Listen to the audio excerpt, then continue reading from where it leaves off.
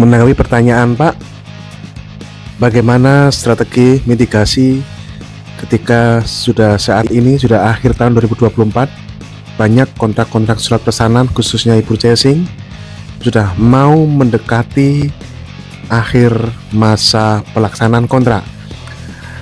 Pada video ini izinkan saya menyampaikan beberapa strategi mitigasi yang perlu Anda perhatikan dan Anda antisipasi ya. Pertama adalah saya berharap semoga Anda sudah menggunakan template surat pesanan yang sudah saya modifikasi di buku kerja e-purchasing edisi kedua. Di dalam buku kerja e-purchasing edisi kedua, surat pesanan itu ada 3 versi, yaitu untuk barang, jasa lainnya, non pekerjaan konstruksi, dan surat pesanan untuk khusus pekerjaan konstruksi, di mana klausul-klausulnya kita modifikasi mengikuti kebijakan di Perpres Peraturan LKPP Nomor 9 Tahun 2021 tentang toko daring dan katalog, dan juga keputusan Kepala LKPP 177 ya 2024. Nah, kita ikuti ketentuannya dengan berbagai macam dinamika klausul-klausul berkontraknya, di mana saya mengambil dari SSUK bagian-bagian yang tidak bertentangan dari Peraturan LKPP Nomor 9 Tahun 2021. Jadi tidak didobel surat pesanan dengan surat perjanjian atau surat pesanan didobel dengan surat perintah kerja, tapi murni surat pesanan saja yang klausulnya disesuaikan sepanjang tidak bertentangan dengan Peraturan LKPP Nomor 9 Tahun 2021. Semoga sudah seperti itu. Manakala belum seperti itu, maka dilakukanlah kesepakatan-kesepakatan, karena banyak sekali hal-hal yang seringkali menjadi dinamika dalam proses berkontrak e-purchasing ini. Yang sering terjadi adalah bagaimana dengan adendum. Ya, makin mendekati akhir tahun ini potensi adendum itu akan ada aja itu ya, adendum ya. Karena semua ini adalah belanja katalog elektronik ya. Dan semoga juga Anda dalam melakukan perikatan berkontrak surat pesanan tadi juga sudah dilampiri perikatannya dengan spesifikasi teknik e-purchasing yang sudah disepakati kedua belah pihak pada saat negosiasi ataupun pada saat mini kompetisi, yang kemudian ditindaklanjuti dengan negosiasi yang bukan saja menyepakati isi katalog elektronik pada saat klik tersebut ya, tapi juga menyepakati hal yang lainnya seperti spesifikasi kinerja, spesifikasi waktu ya, kapan batas waktu pelaksanaannya, spesifikasi jumlahnya sudah pasti, juga spesifikasi pelayanannya. Semoga sudah seperti itu. Manakala sebelum seperti itu, maka lakukan kesepakatan yang tentu adalah perikatannya adalah tergantung dari perikatan di depannya ya. Jangan minta di depan minta klausul ini itu sementara di depan, di belakang seperti itu, di depan nggak ada ya. Itu akan menimbulkan tidak ada fairness ya, ketidakadilan pada kesepakatan berkontrak. Nah, antisipasi hal-hal yang terkait dengan pemberian kesempatan ya, ikuti klausul-klausul pemberian kesempatan. Anda bisa cek di dalam buku kerja e-purchasing edisi kedua ya, pemberian kesempatan yang memang sebenarnya sudah diatur juga ya di berbagai peraturan LKPP apa itu pemberian kesempatan. Manakala itu ada pemberian kesempatan, maka ikuti ketentuannya bahwa pemberian kesempatan bisa sampai 2 kali.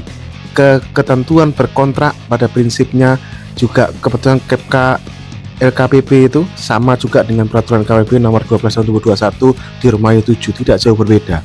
Antisipasi juga potensi-potensi yang bersifat peristiwa kompensasi.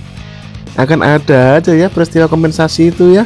Manakala itu jadi peristiwa kompensasi, apa yang dilakukan? Maka yang dilakukan peristiwa kompensasi adalah ruangkan itu di dalam buku transformasi pengendalian kontrak. Pastikan Anda pre-order buku itu ya. Itu ada tuangan dalam formasi kendali apa yang tertuang menyebabkan peristiwa kompensasi, yang kemudian juga dituangkan hasil dari formasi kendali dituangkan dalam formulir yang namanya FODINAC sebagai dasar untuk sebelum melakukan adendum. Maka Anda bisa melakukan peristiwa kompensasi. Peristiwa kompensasi konsekuensinya adalah perpanjangan waktu tanpa ada denda ya. Potensi-potensi yang lain-lainnya seperti perubahan-perubahan itu hal yang normal-normal saja, rekan-rekan semuanya, hal yang normal. Sepenting adalah bagaimanapun kesepakatan. Memang ada sebuah dilematis di keputusan LKPP 177 itu yang tidak diatur itu adalah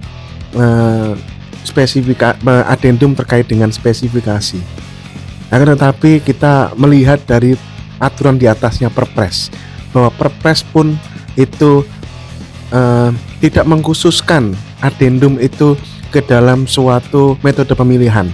Semua metode pemilihan bisa dilakukan adendum ya, dengan beberapa kriteria yang tertuangkan di Perpres. Maka saya berpendapat bahwa manakala memang sesuai kondisi di lapangan membutuhkan adendum spesifikasi, maka lakukan.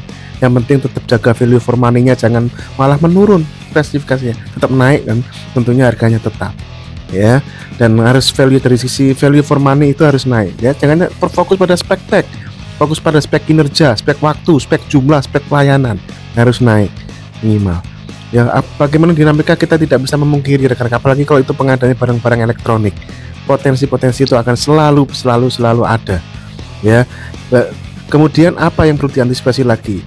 Ini yang bagian yang sumber masalah di e-purchasing. Lemahnya kita di dalam melakukan prosedur serah terima hasil pengadaan, serah terima hasil kontrak surat pesanan e-purchasing. Jangan melakukan sampling, uji keseluruhan dengan uji commissioning test. Syukur-syukur metodologi commissioning test sudah disepakati sejak awal di dokumen spesifikasi teknis.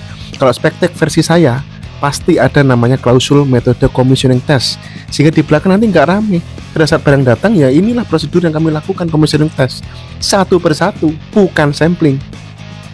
Salah satu masalah terbesar, masalah kelemahan tata kelola serah terima hasil kontrak pengadaan barang jasa, bukan cuma e-purchasing saja, semua kontrak adalah PPK di Indonesia cenderung kalau serah terima metodologinya sampling. Jangan ikuti polanya auditor. Kalau auditor memang harus sampling, mana mungkin auditor untuk ngeceknya keseluruhan, dia memang harus sampling.